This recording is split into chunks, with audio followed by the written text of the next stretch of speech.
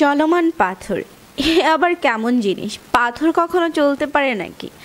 জীবনের অস্তিত্ব থাকা সত্ত্বেও তো গাছ চলাচল করতে পারে না, সেখানে পাথরের মতো একটা জড়বস্তু কিভাবে চলতে সক্ষম?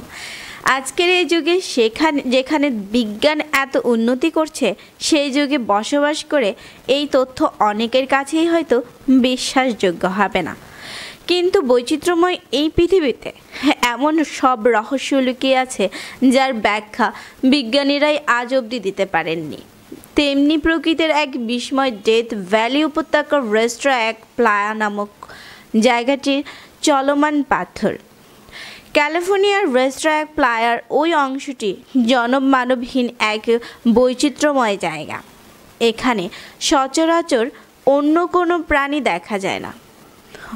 অবিশ্বাস্য হলেও সত্যি যে এই উপত্যকার রহস্যময় পাথরগুলো কোনো এক অজানা কারণে তার স্থান পরিবর্তন করে বয়ে চলে।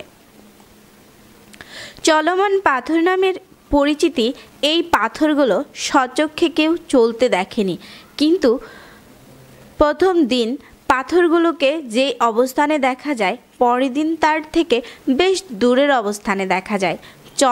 চলার পথে মাটির স্তরে এরা যে ছাপ রেখে যায় তা দেখে এদের অবস্থান পরিবর্তনের ব্যাপারটি নিশ্চিত হয়ে যায়।